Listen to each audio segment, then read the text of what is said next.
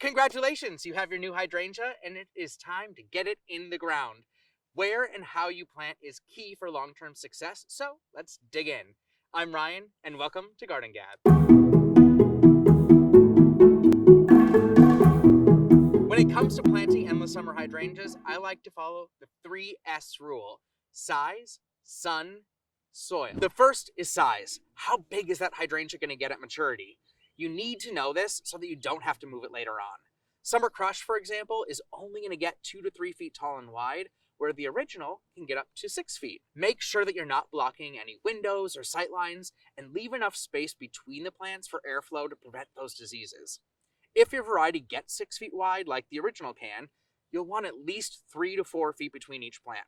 So it might look a little strange this first year or two, but it will be worth it in the long run. The second is sun. Morning sun and afternoon dappled shade is key. You definitely don't want sun or shade all day, and that afternoon sun can be really tough on your plant. So stick to those early morning rays. And third is soil.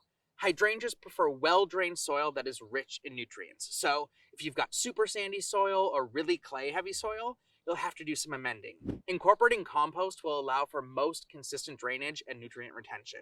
If you have really heavy clay soil, you could also add some gypsum to break it up.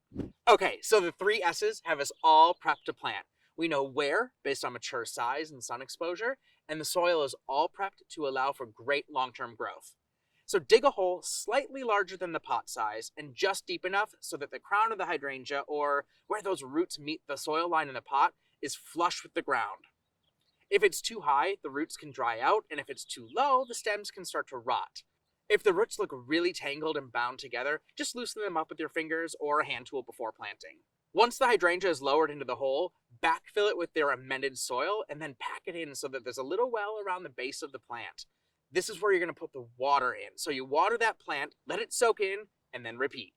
Most hydrangeas are going to come with fertilizer already in their cute blue pot, so you're not going to need to incorporate more at planting. Be sure to watch our hydrangea food video for more information on when to add some later in the year. And remember that spring and fall are the best times to plant because the temperatures aren't as harsh. You want to keep up on watering so that the soil stays moist, but not wet or dry.